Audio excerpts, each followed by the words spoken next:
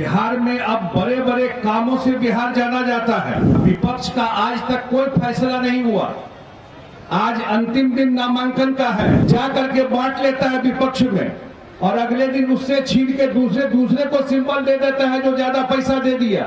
जो पैसा दे के टिकट लेगा वो क्या काम करेगा, पहले दिन से ही वो और उसी धंधा में लग जाएगा। लगभग 90% लोगों का बिजली बिल अब जीरो आता है, ये मुख्यमंत्री जी ने तय किया। ये सब काम इसलिए हो पा रहा है कि बिहार को एक ईमानदार और काम करने वाला मुख्यमंत्री मिला। देश में बिरले ही नेता होंगे जो 20 साल से मुख्यमंत्री रहते हुए आज भी उनके दामन पर कोई छीटा नहीं। हम लोगों के नेता बिहार के माननीय मुख्यमंत्री आदरणीय नीतीश कुमार जी,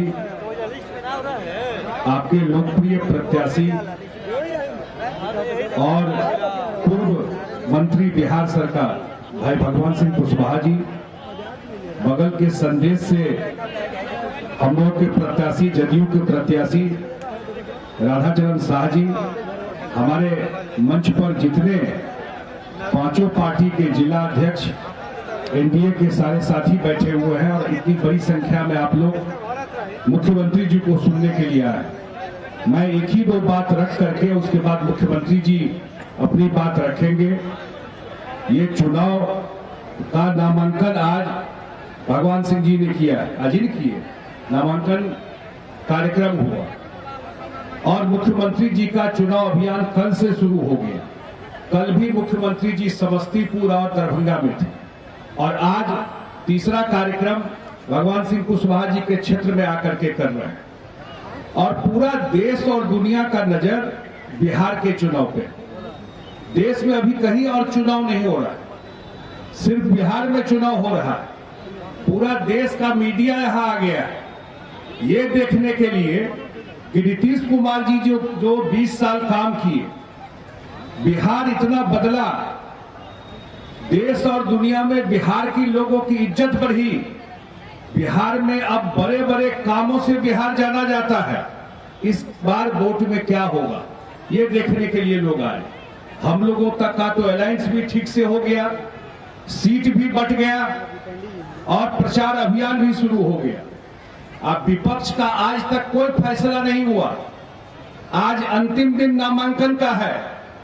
आज भी अखबार में देख रहे थे जो पार्टी का सिंबल है वो रात में कोई जा करके बांट लेता है विपक्ष में और अगले दिन उससे छीन के दूसरे को सिंबल दे देता है जो ज्यादा पैसा दे दिया। उसी खेल में विपक्ष लगा हुआ है। सही बोल रहे थे, जो पैसा दे के सिंबल लेगा, जो पैसा दे के टिकट लेगा वो क्या काम करेगा, पहले दिन से ही वो और उसी धंधा में लग जाएगा। मुख्यमंत्री जी का 3 फैसला अभी हुआ पिछले 3 महीने में।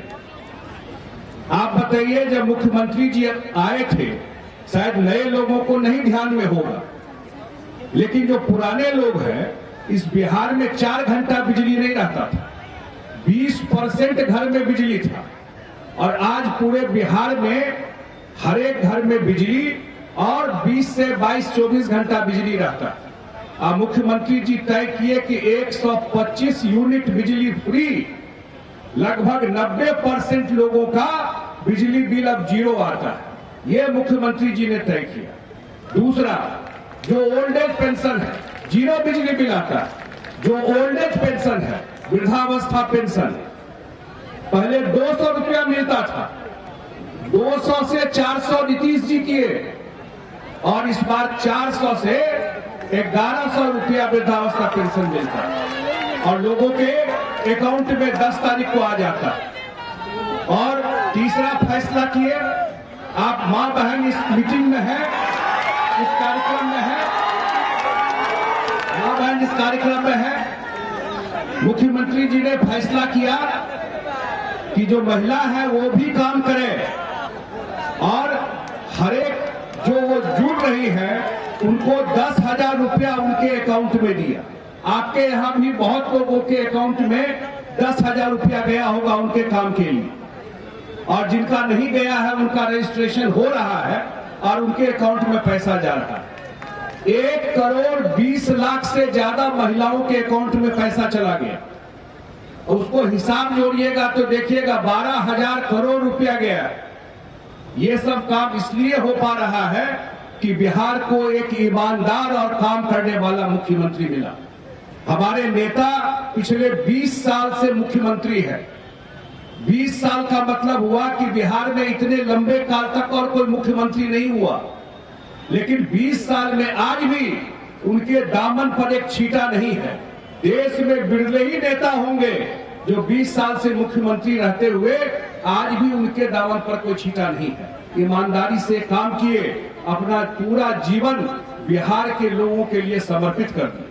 मैं तो यही अपील करने के लिए आपसे आया हूं, जो 6 तारीख को चुनाव होगा उस दिन हमारे प्रत्याशी है भगवान सिंह कुशवाहा जी जगदीशपुर से, और हमारे प्रत्याशी संदेश से है राधाचरण शाह जी। उस दिन जो हमारे पांचों पार्टी के जो समर्थक हैं, वोटर हैं, वो वोट दे के जिताइए।